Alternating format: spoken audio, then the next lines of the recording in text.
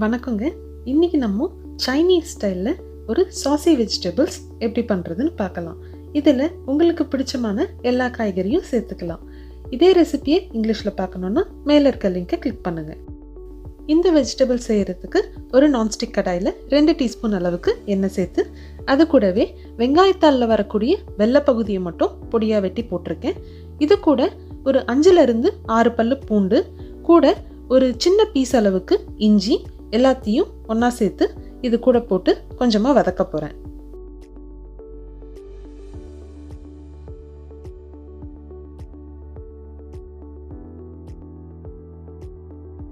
வெங்காயம் கொஞ்சமாக வதங்க ஆரம்பிக்கும் போது அடுத்ததாக நான் இன்னைக்கு பேபிகார்ன் சேர்க்க போகிறேன். பேபிகார்னை 2 பீஸாக வெட்டி அதை பாதியாக வெட்டி போட்டிருக்கேன். இதை கொஞ்சம் ஹார்டான வெஜிடபிள் அப்படிங்கிறதுனால இதை முதல்ல சேர்த்து கொஞ்சமாக வதக்கிட்டோன்னா சாஃப்ட் ஆயிரும். அடுத்ததாக இது கூட 1 டீஸ்பூன் அளவுக்கு மிளகுத்தூளும் கூடவே கொஞ்சமாக சோயா சாஸும் சேர்க்க போகிறேன்.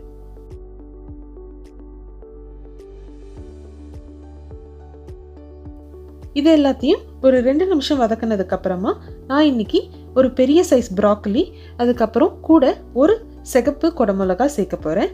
உங்களுக்கு காலிஃப்ளவர் வேணும்னாலும் சேர்த்துக்கலாம்.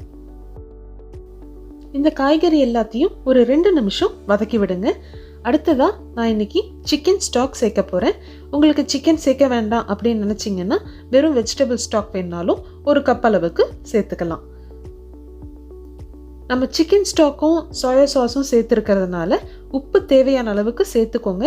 நான் இன்னைக்கு உப்பு சேர்க்க போகிறதில்ல, ஏன்னா சோயா சாஸ்லேயும் ஸ்டாக்லேயும் இருக்கக்கூடிய உப்பு எனக்கு போதும். இது ஒரு 5 நிமிஷம் இந்த மாதிரி மூடி போட்டு வேக விடுங்க. அப்பதான் காய்கறி ஓரளவுக்கு கொஞ்சம் சாஃப்ட் ஆகும். காய்கறி நமக்கு கொஞ்சமா சாஃப்ட் ஆனா போதும், ஆனா முழுசா வேக வேண்டாம். இப்ப பாத்தீங்கன்னா நான் ஊத்தின ஸ்டாக் ஓரளவுக்கு குறைஞ்சிருக்கு. இந்த சமயத்துல நான் அடுத்ததா இது கூட மக்காச்சோள மாவு சேர்க்க போறேன். கார்ன்ஃபிளவர் இருக்கு இல்லைங்களா, அது ஒரு 2 டீஸ்பூன் அளவுக்கு எடுத்து ஒரு 1/4 கப்பு தண்ணியில கலந்து இந்த மாதிரி ஊத்திட்டு நல்லா கலந்து விடுங்க. இந்த மக்காச்சோள மாவு சேர்க்கறதுனால உடனே உங்களுக்கு நம்ம இருக்கிற ஸ்டாக் எல்லாம் சாஸ் மாதிரி மாறிடும். அடுத்ததா கேஸ் ஆஃப் பண்ணிட்டு இது மேல கொஞ்சமா வெங்காயத்தாலும் 1 டீஸ்பூன் அளவுக்கு எள்ளும் சேர்க்க போறேன். அவ்வளவு தாங்க, நம்மளோட ஈஸியான சைனீஸ் சாசி வெஜிடபிள்ஸ் தயார். இதை குழந்தைங்களும் விரும்பி சாப்பிடுவாங்க. இந்த வீடியோ உங்களுக்கு பிடிச்சிருந்ததுன்னா லைக் பண்ணிட்டு சேனலுக்கு சப்ஸ்கிரைப் பண்ணுங்க. அப்படியே பக்கத்துல இருக்க பெல் பட்டன் அமுக்கிட்டீங்கன்னா உங்களுக்கு இனிமே நான் போடுற வீடியோஸ்க்கு நோட்டிஃபிகேஷன் வந்துடும்.